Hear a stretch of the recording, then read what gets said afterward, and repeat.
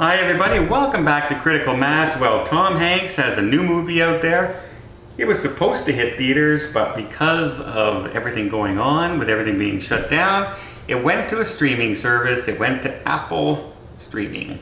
So I don't know how many people out there have Apple TV or have rented this, but Tom Hanks movies coming out in theaters are usually pretty popular, and we saw it, so we'll let you know what we think. Is this worth a watch? Should you look for it? Should you subscribe to Apple TV just for this movie? We'll let you know right after this.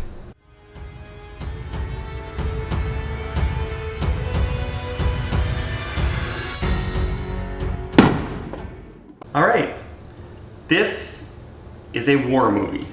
It's a naval war movie, a destroyer out in the ocean looking for subs.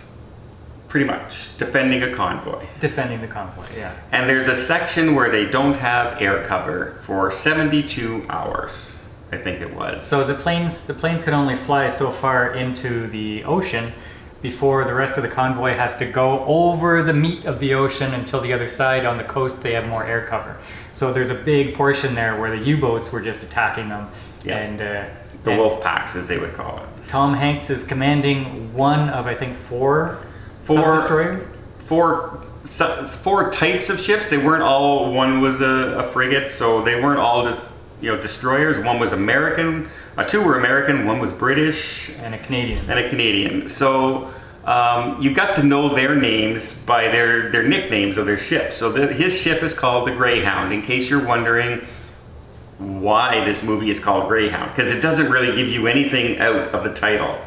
Right? And I don't even think this was a true story. I think this is loosely based on just events that happened. I don't think this was an actual I'm true not sure. story. I know Tom Hanks wrote this movie based on, I think, was it a C.S. Forrester novel?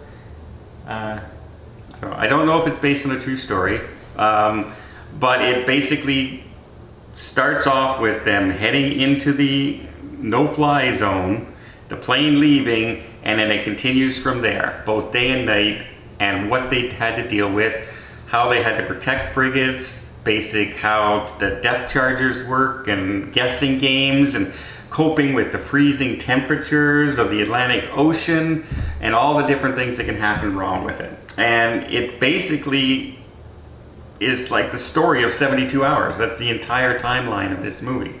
So what did you think about a World War II movie with Tom Hanks? Well, I think a lot of things. Tom Hanks is Tom Hanks.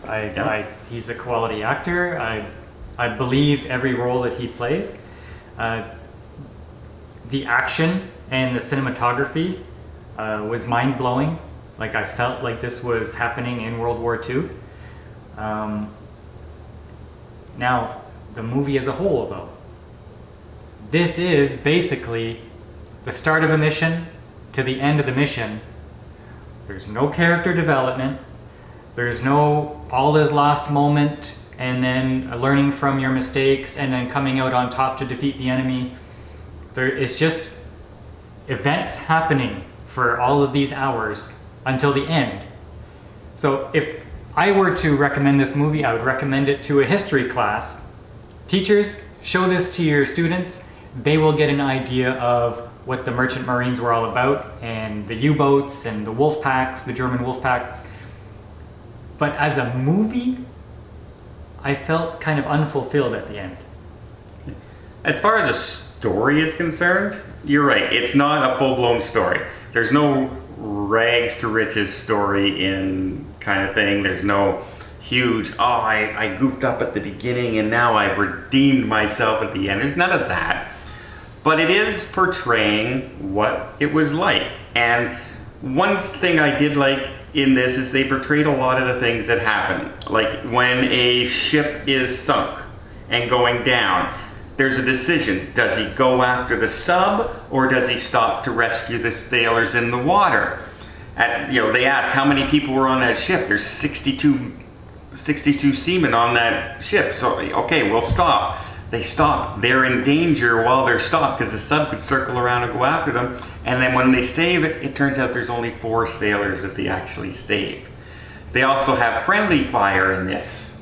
they actually get hit by their own boats because it's nighttime and they get mistaken, and convoys are in tight packs. So there's a lot of things they did in this movie that really portrayed what it was like back then and the decisions they had to make, which is I like. But as far as like a story movie, no. This is more like a documentary movie almost, and just thrown Tom Hanks into the story for good measure. And that being said, Tom Hanks, like you said, I believe him in every role he does, and it doesn't matter what role he portrays.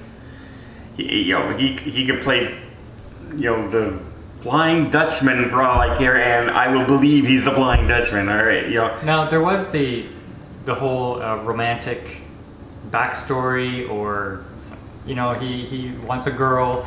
He's going to do this mission and trying to get back to the girl, and all of that. They could have just cut that out because I didn't believe it.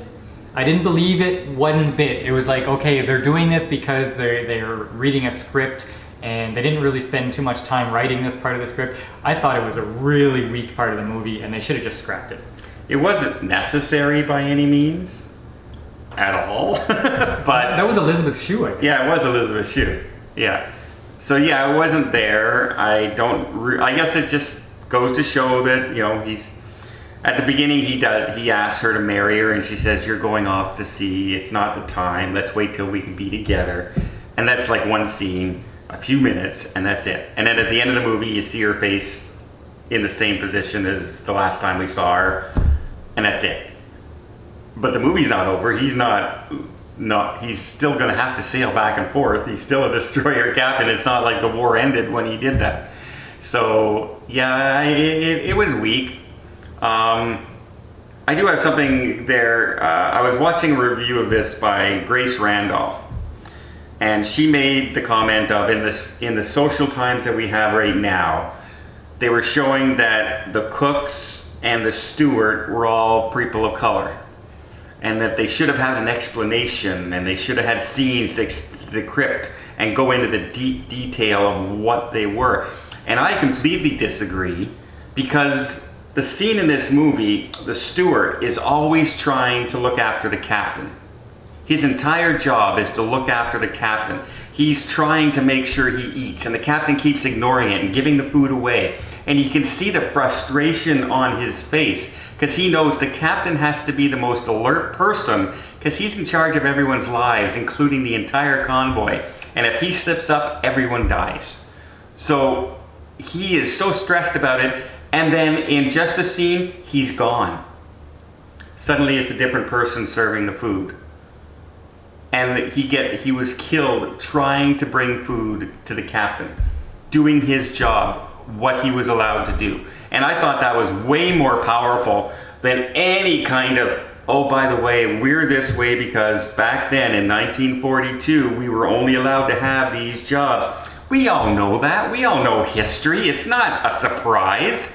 We don't need scenes like that. Scenes like they did in this movie where he's trying to do his best in his part for his country and everything. That's way more powerful than any quote unquote scene to explain things could ever possibly be. We know the social atmosphere these days, but this movie is not about that. Yeah. This movie is a historical movie about the events of the time, and this accurately portrayed the events of the time. It's not a social explanation about what we think nowadays. Yeah, and nobody in this movie was treated poorly.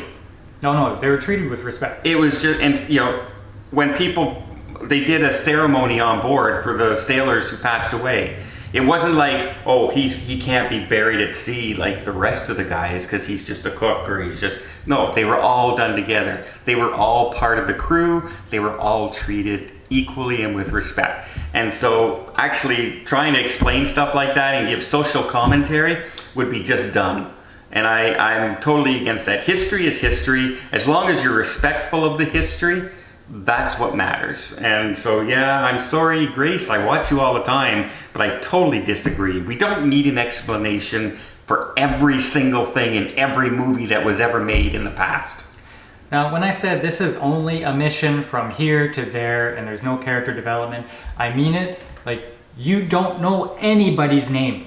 Yeah. You will know captain. and you will know Dickie, because Dickie is the other ship that he Yeah. talks to most. Yeah. That's it. And Dickie is the name of the ship. It's not even a name of another person. No.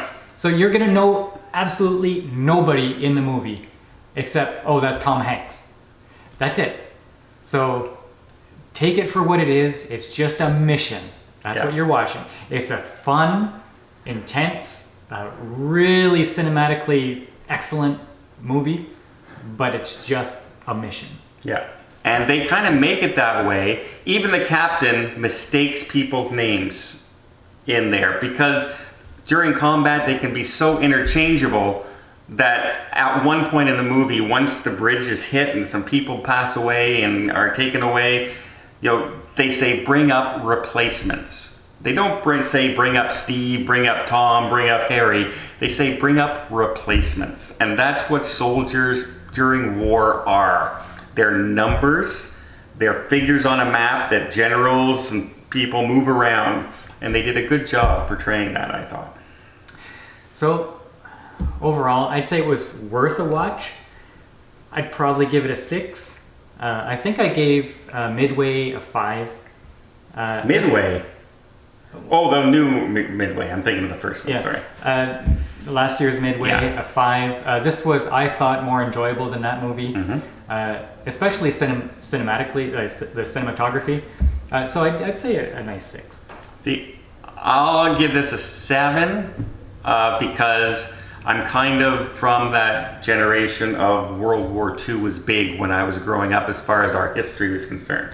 We learned a lot about World War history in schools and everything, and I was a big fan of learning about that stuff. I used to read books all the time and would watch all the documentaries. So absolutely, I thought this was pretty authentic in the way they told it. And I enjoyed the interaction between the ships, the captains on the ships, and how they took over and the command. And it wasn't a story that built on characters so much as about history and what actually happened, as opposed to we're going to make characters that you fall in love with and then mourn when they, that kind of story. I really enjoyed it. So 7, I'd give this one a 7. So there you go.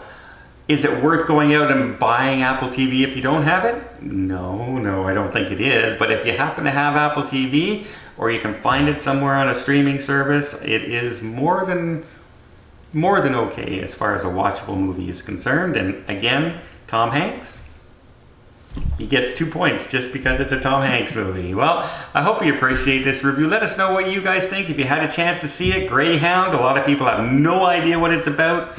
They still think it's about a bus because it's Greyhound and boy is your bus terminal. I don't know, and that's what I thought when I first heard the title too. So not a great title for a war movie. No. But it could be worse. It could be the emancipation of Harley Quinn and the Birds of Prey. Yeah. Well, let us know what you think down below, and until next time, maybe check out some more of our other reviews down here, and we will see you on the channel.